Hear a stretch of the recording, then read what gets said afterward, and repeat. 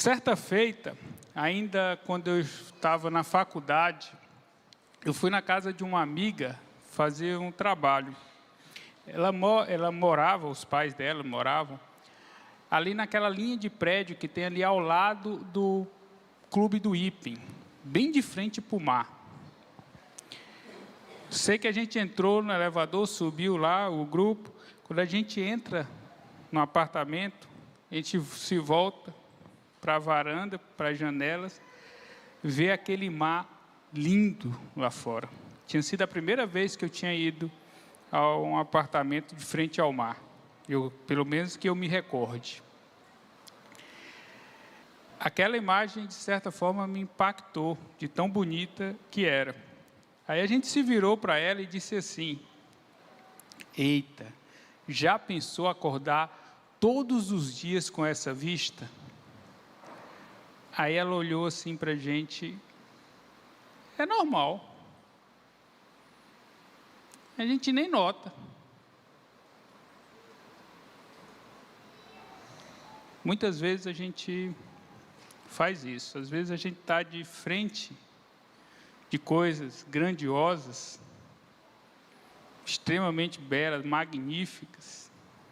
E porque a gente já tem aquilo há algum tempo, a gente acha normal. Nem nota que tem. É uma característica do ser humano. O ser humano sempre está querendo um pouco mais. O que conseguiu não é o suficiente. O pouco mais ainda é necessário. Aí nesse pouco mais, você esquece do que tem para trás. E nós crentes não estamos distantes disso. Muitas vezes, a gente, quando passa por momentos de tribulação, de dificuldade, em que momento em que as coisas não estão andando tão bem, ou não estão andando como a gente gostaria que andasse, a gente começa a se desesperar, começa a achar que as coisas não vão dar certo, começa a achar até que parece que Deus não está cuidando de nós. Essa era mais ou menos a situação que os nossos irmãos de Tessalônica estavam vivendo. Os tessalonicenses estavam passando por muitas tribulações. Na verdade, a igreja já nasce em meio à tribulação. Se a gente voltar lá no capítulo 17 de Atos, a gente vê que uma das primeiras coisas que são descritas sobre a estada de Paulo lá, é uma perseguição a Paulo. Os judeus invadem a casa do irmão que tinha se convertido ao Evangelho para pegar Paulo. Não pega Paulo, mas prendem o irmão e saem levando no meio da rua, acusando de estar fazendo baderna. Já nasce em meio de perseguição e continua em perseguição. Por isso Paulo escreve a primeira carta a eles, louvando a Deus e a eles pela grandeza e pela forma como eles tinham crescido no Evangelho, falando para eles da vinda e para esperar o Senhor Jesus. Mas essa carta termina gerando uma certa confusão na cabeça dos nossos irmãos. Eles começam a achar que o Senhor Jesus já estava vindo, que Paulo tinha dito: olha, pode parar tudo que Jesus está vindo agora. A ponto de alguns até pararem de trabalhar. Porque o Senhor Jesus estava voltando, não importava mais nada. Para de trabalhar, para de fazer tudo, vamos só ficar aqui louvando a Deus. Aí é quando Paulo escreve a segunda carta, que é a carta que está o trecho da Bíblia que nós vamos refletir na manhã de hoje. Escreve para corrigir essa impressão equivocada e a situação de desespero que eles estavam passando diante das tribulações. Então, eu queria que a gente abrisse nossas Bíblias em 2 Tessalonicenses, no capítulo 2, os versos de 13 a 17.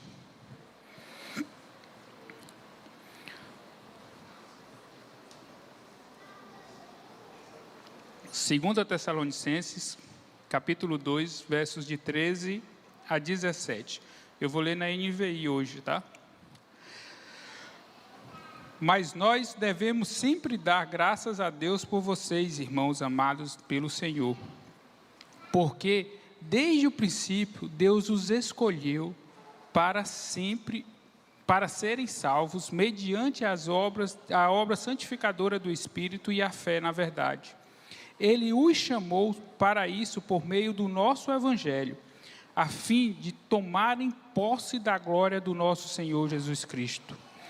Portanto, irmãos, permaneçam firmes e apeguem-se às tradições que lhe foram ensinadas, quer de viva voz, quer por nossa carta.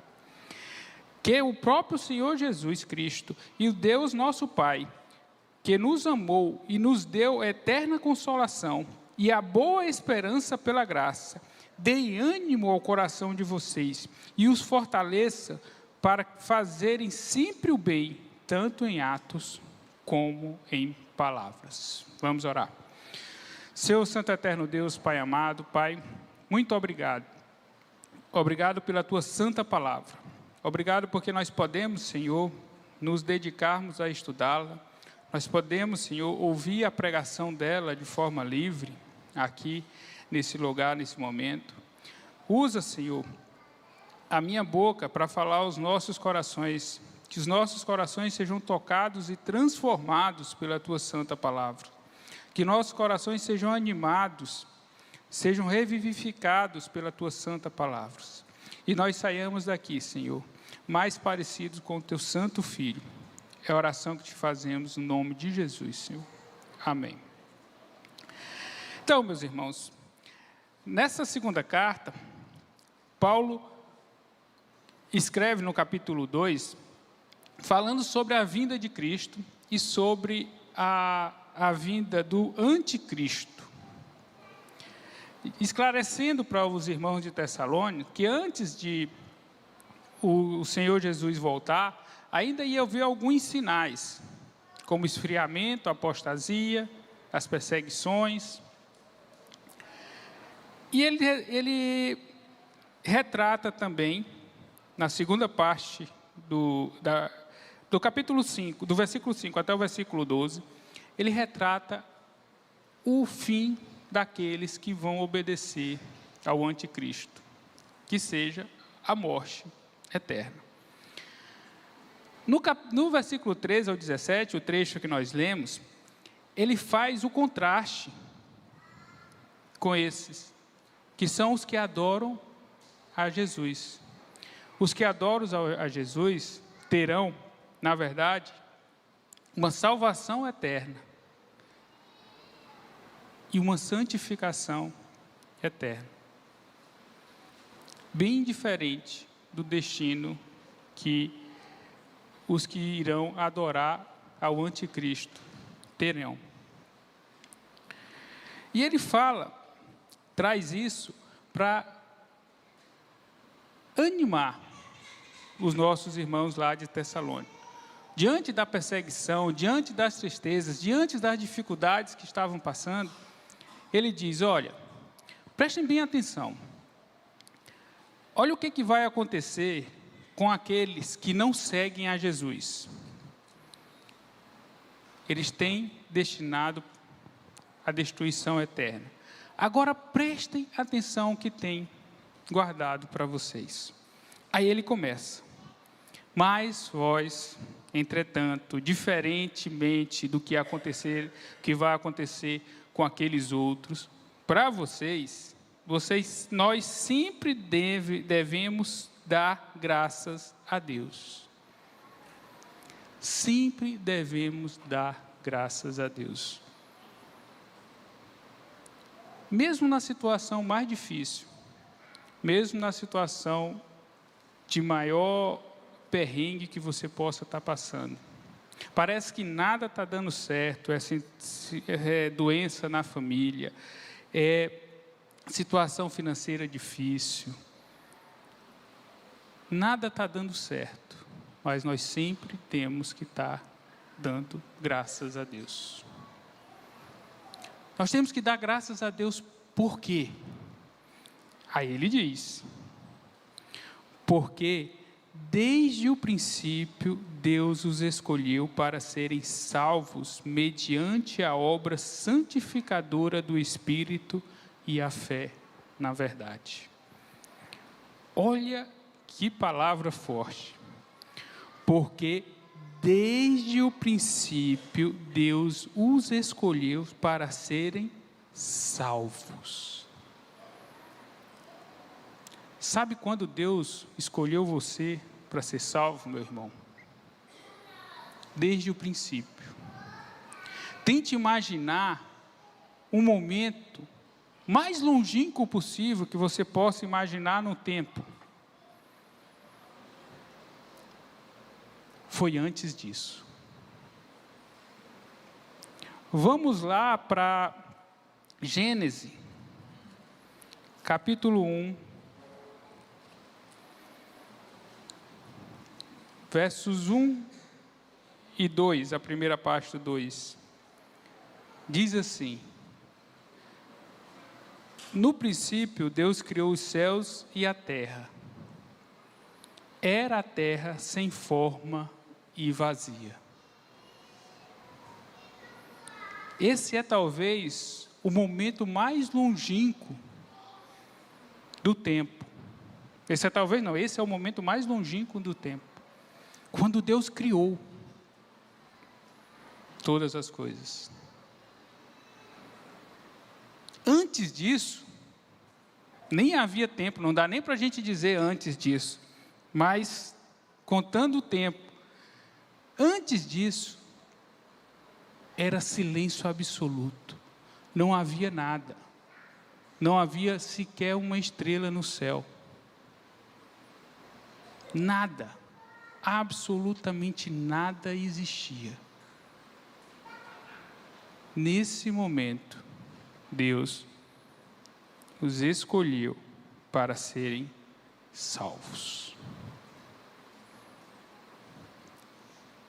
A salvação, meus irmãos, não depende de nós, não depende de nenhum requisito humano. Ela depende tão somente de um decreto que o Senhor nosso Deus determinou na eternidade passada. Independente de qualquer coisa, Ele determinou há muito e muito e muito tempo. Sabe o que isso quer dizer? Que nada que possa acontecer no tempo presente, ou nas situações que rodeiam nossas vidas, pode nos tirar disso. Como Paulo diz lá em Romanos 8, no final do capítulo: quem nos separará do amor de Deus? Nada nos separará do amor de Deus. Nada. Por quê? Porque Deus nos escolheu antes da fundação do mundo.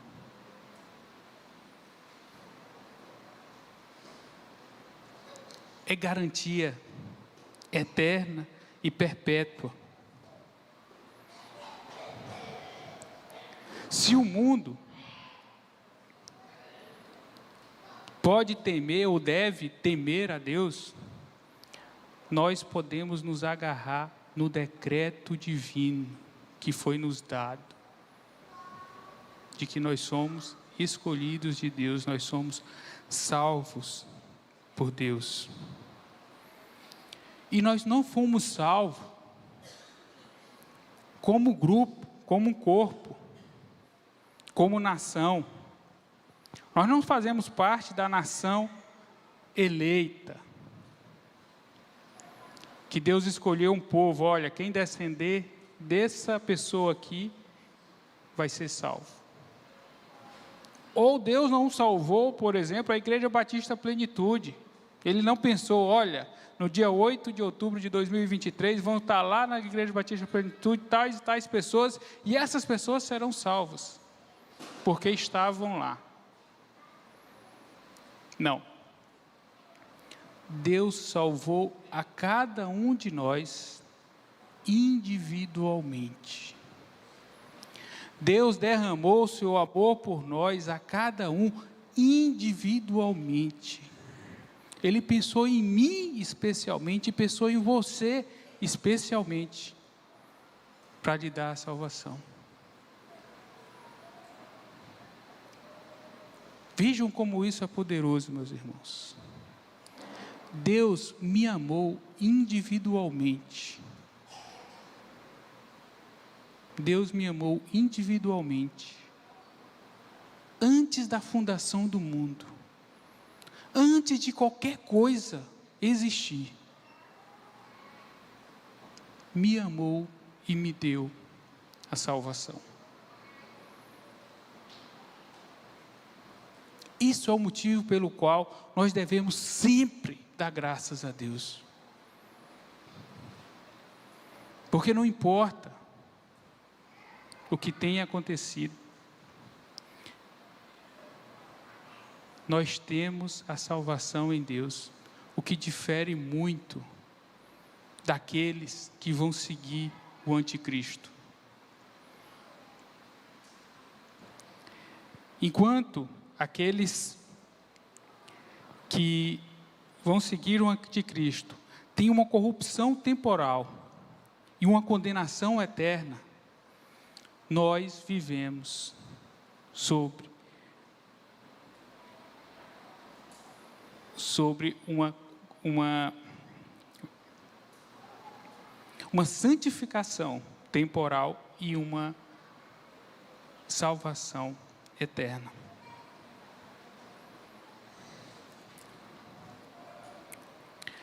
É com base, meus irmãos, nessa eleição, nesse fato do Senhor ter nos amado antes da fundação do mundo, que Ele disse que nós fomos salvos mediante a obra santificadora do Espírito e a fé na verdade.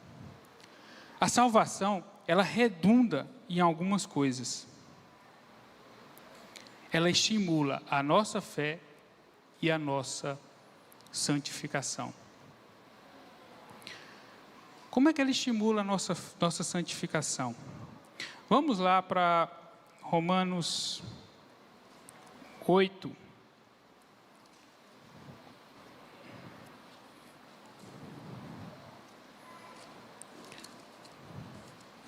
Versículos 29 e 30.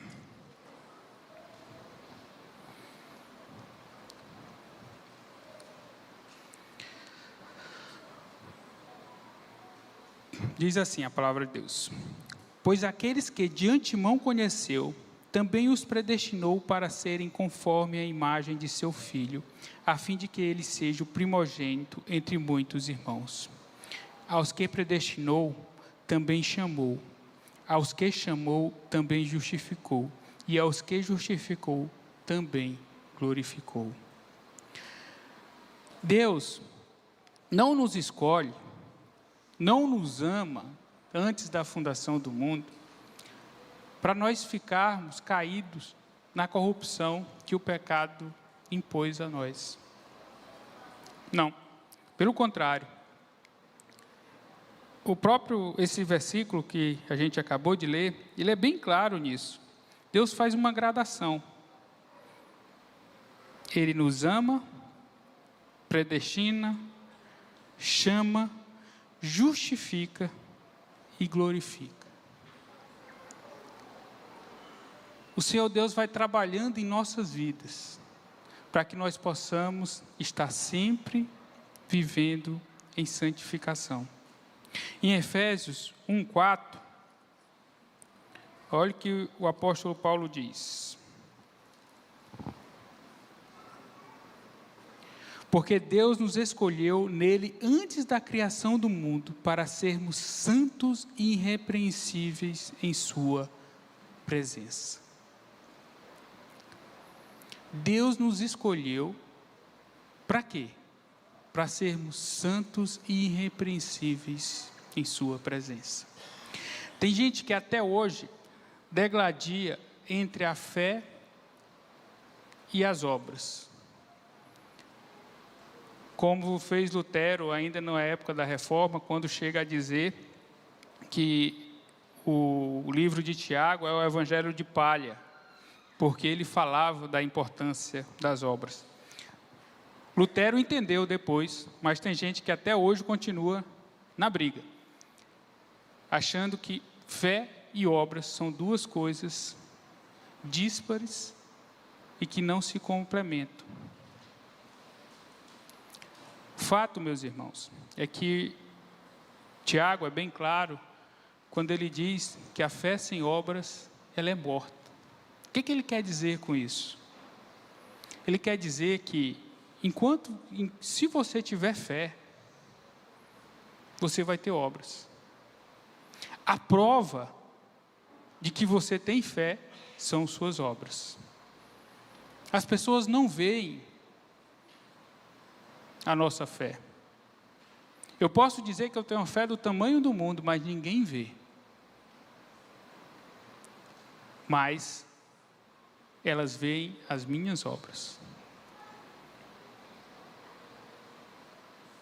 Por isso, uma vez que eu fui eleito, que eu fui salvo por Deus, eu tenho a santificação do Santo Espírito agindo em minha vida. Não existe essa salvação sem a busca pela santificação.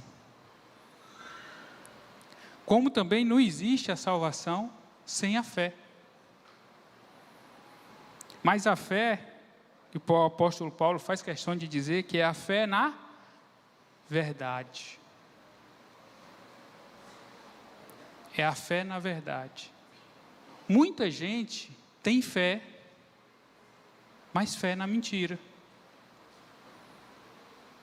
Quem vai cair nas artimanhas do anticristo e seguir a ele, vai ter fé. Vai acreditar piamente que ele está falando a verdade.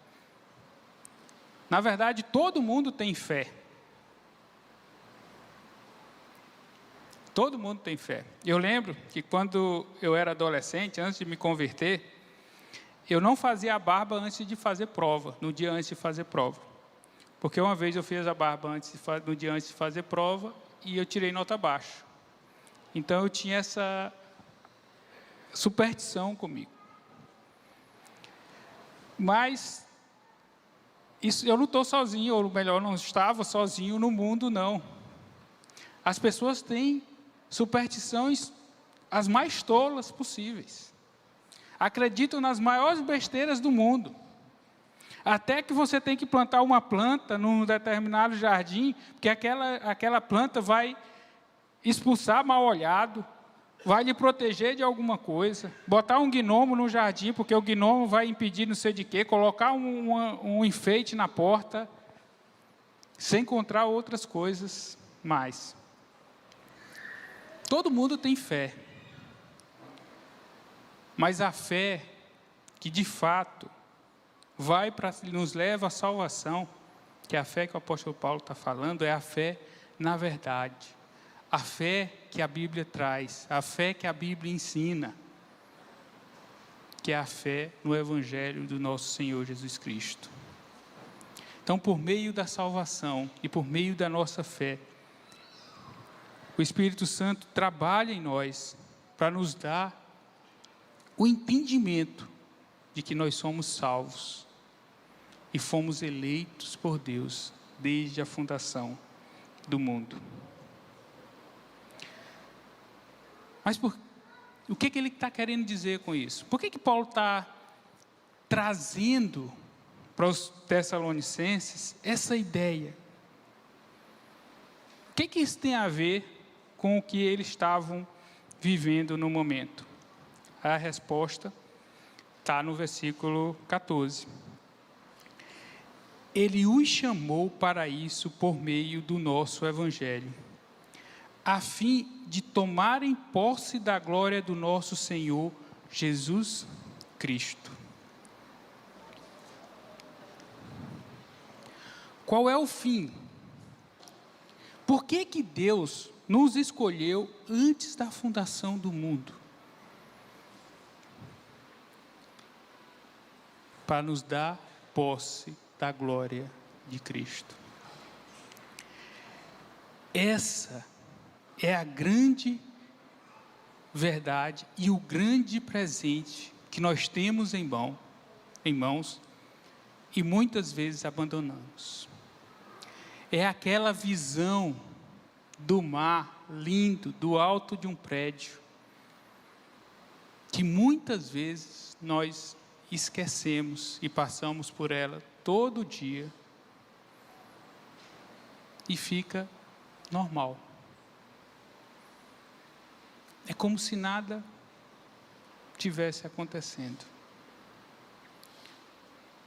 Quando nós nos desesperamos em meio às tribulações, como os Tessalonicenses estavam fazendo, o que nós estamos fazendo, em suma, é esquecendo disso. É esquecendo que o principal motivo pelo qual nós viemos aqui é chegar no céu. Nada é mais importante para as nossas vidas do que tomar posse da glória do nosso Senhor Jesus Cristo. Qual posse aqui na terra poderia se comparar a isso? Qual situação aqui na terra poderia se comparar a isso? Por melhor que seja a vida da pessoa aqui na terra, jamais ela poderia se comparar com tomar posse a glória do nosso Senhor Jesus Cristo. Mas muitas vezes nós esquecemos. E quando esquecemos disso, que é uma coisa garantida, que foi nos dada, não no tempo presente, não porque eu fiz isso, não porque eu mereci, não porque alguém comprou para mim,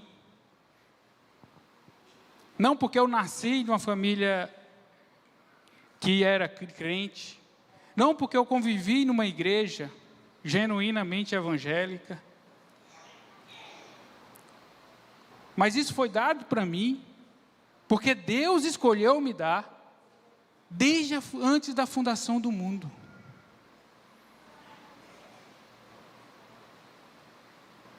É uma certeza inabalável. Não podemos duvidar disso. Nada vai poder mudar isso. E por que a gente esquece?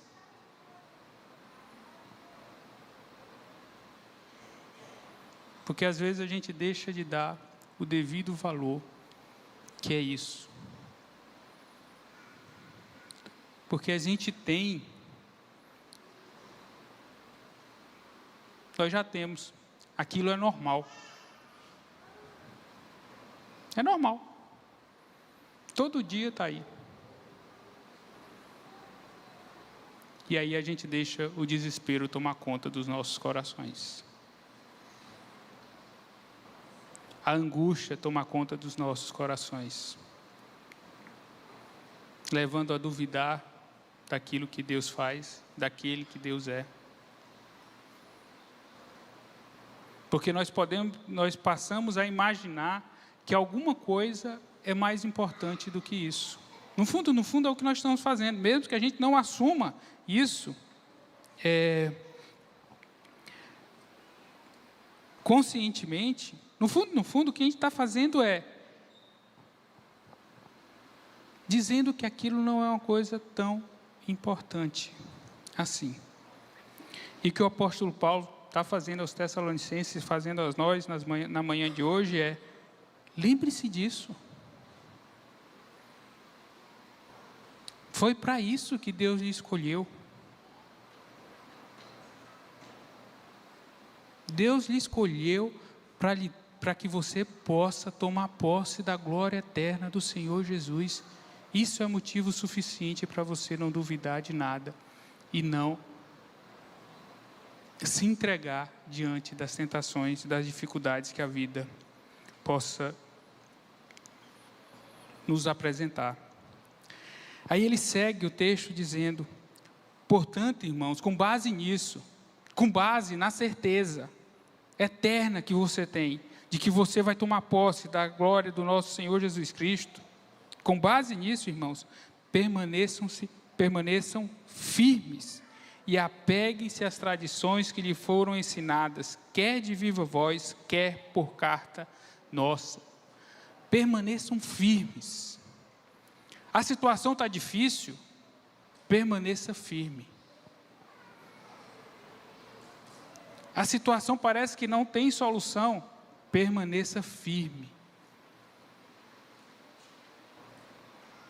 Permaneça firme. Permanecer firme dá uma ideia de que você tem que ser diligente e perseverante. Não é um negocinho assim, passou uma dificuldade, eu permaneci firme. Eu estive firme, pronto, vem outra, derrubou. Não, é permanecer, ficar afincado. Vai bater uma dificuldade, fica firme. Bate uma segunda dificuldade, fica firme. Bate uma terceira dificuldade, fica firme. Permanecer firme. E sempre conscientes daquilo que é a palavra de Deus. Quando o apóstolo fala aí, apeguem-se às tradições que foram ensinadas, quer por viva voz, quer por carta. Ele não está falando de meras tradições, como muita gente acha, ou até olha com certo desdém, até porque assim, a palavra tradição, ela não é de toda errada. Tradição é aquilo que é transmitido de geração em geração. A coisa boa, quando é transmitida de geração em geração, é uma boa tradição. A coisa ruim, que é transmitida de geração em geração, é uma tradição ruim. Mas Paulo não está falando disso, de coisas que são transmitidas de gerações em gerações.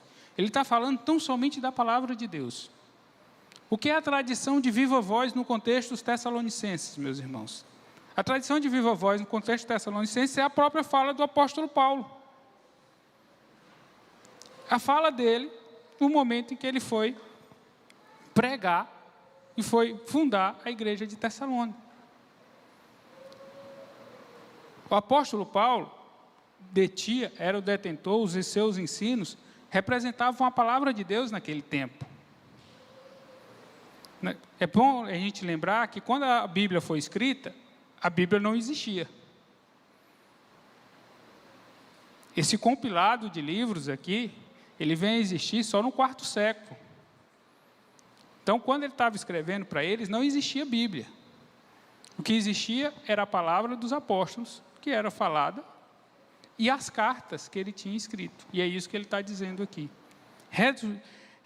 Resumindo e traduzindo, o que o apóstolo Paulo está dizendo é: apeguem-se às Escrituras Sagradas.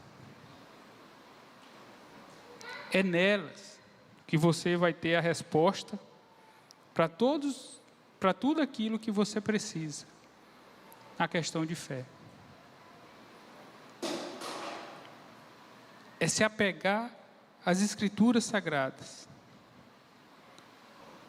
Entender, estudá-la, compreendê-la, para que a gente possa ter um verdadeiro entendimento daquilo que o Senhor quer ensinar para nós e que o Senhor quer, como o Senhor quer que nós vivamos. Outro dia a gente estava discutindo lá no nosso pequeno grupo e a pergunta foi: por que a gente não se dedicava tanto ao momento de ler a Bíblia e orar? Muitas vezes a resposta para essa pergunta é falta de tempo. Não é porque o meu dia é muito corrido, é porque eu não tenho um momento apropriado, é porque meus filhos fazem muito barulho, é porque isso, é porque aquilo outro. Meus irmãos, peguem o celular de vocês, não agora, em outro momento. Peguem o celular de vocês. Eu acho que todos os celulares têm um negócio chamado relatório de atividades. Dá uma olhada lá, Quanto tempo por dia você passa em cada um dos aplicativos separados? Você vai se assustar. O tanto de tempo que você gasta na sua vida, no seu dia, olhando rede social, coisas de notícias, e por aí vai.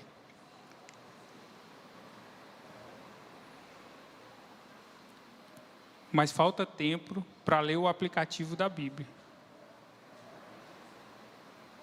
Não é? Como é que a gente quer se apegar à palavra?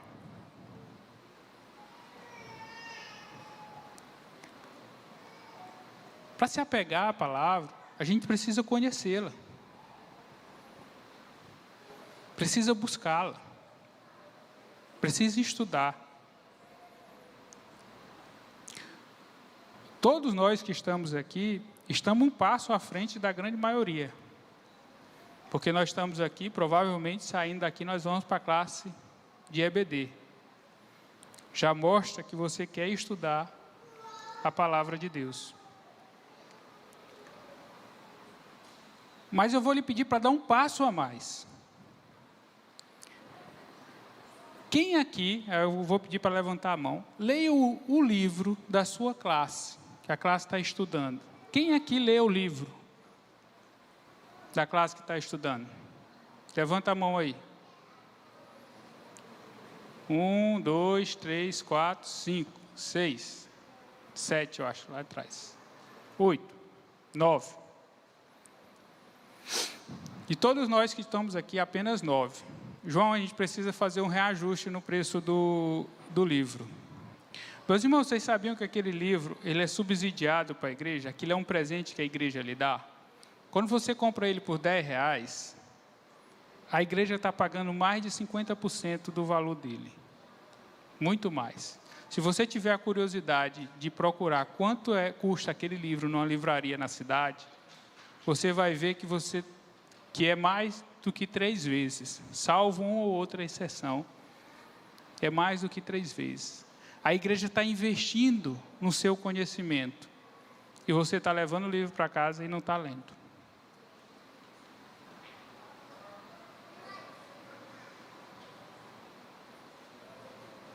Vamos dar um passo além. Vamos buscar compreender mais. As aulas são muito boas, os professores são muito bons, mas o conteúdo do livro vai lhe ajudar a aprender mais. Se dedicar a ler a palavra de Deus todos os dias, compreendendo o que o Senhor quer para nós. A salvação que o Senhor nos deu, meus irmãos, nos traz algumas responsabilidades, algumas tarefas para fazer. A salvação é o maior prêmio que nós possamos receber na vida, mas também é o maior desafio que nós possamos receber. Viver em santificação, em conhecer a Deus e viver para Deus. Olhar diante de uma tribulação, de uma dificuldade grande, e jogar seus olhos fitos para Deus, para a sua majestade, para a sua gloriosa presença, para a sua santidade, para o seu amor, é extremamente difícil.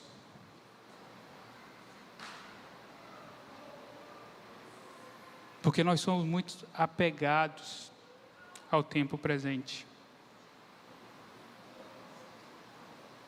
O desafio que o Senhor nos faz é que nós joguemos nossos olhos não mais para as coisas terrenas, que nos trazem os desafios, mas jogue os nossos olhos para o céu e deseje ardentemente o céu.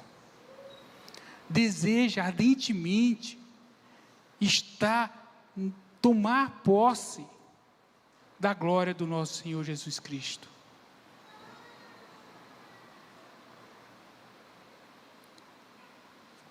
Fazendo isso, meus irmãos, muita coisa em nossas vidas vai mudar. Mas para isso eu preciso buscar desejar isso, como uma pérola de grande valor. Sabe a parábola que o Senhor Jesus conta? O que você faz se você descobrir onde está uma pérola de grande valor? Você vai lá, vende tudo e compra a pérola. É um desejo ardente por esse dia da glorificação, que vai nos fazer passar de forma mais branda nas dificuldades que a vida nos traz. É a certeza nisso que nos vai dar conforto. É para isso que o Senhor está nos chamando. Para esse desejo ardente pela sua glória. Que nós possamos a cada dia, meus irmãos, nos dedicarmos a buscar isso. Esse desejo. Essa busca. Colocar aquilo como de fato algo extremamente importante. E não como algo que eu já conheci e que não tem grande importância. Que já é normal. Eu já tenho. Você tem. Agora precisa dar o devido valor a isso. Se empenhando em desenvolver a sua santidade e a sua fé no nosso Senhor. Amém? Vamos orar. Senhor Santo Eterno Deus, Pai amado, Pai, obrigado, Senhor, pelo Teu cuidado para conosco. Obrigado pela gloriosa salvação em Cristo Jesus, que nos dá a remissão dos nossos pecados e a nossa ressurreição na Tua glória, Senhor. Senhor, nós esperamos ansiosamente por esse grande dia e que nós estaremos junto a Ti, na Tua glória, dividindo dela, partilhando dela. Ó Senhor, faz com que o desejo por esse grande momento cresça nos nossos corações e nós possamos viver de olhos fitos nela e não esperando coisas terrenas, aquilo que esse mundo possa nos dar, mas tão somente aquilo que Tu é em Cristo Jesus para nós. Continua nos abençoando, abençoa as nossas classes da Escola Bíblica Dominical, Tu esteja conduzindo cada um dos professores para que possa viver conforme a Tua santa vontade, possa estar ensinando Tua santa palavra para a gente nessas aulas. Que nós possamos sair delas transformados, Senhor, aprendendo mais e mais de Ti, para vivermos conforme a Tua santa palavra. É a oração que te fazemos em nome de Jesus, Senhor. Amém.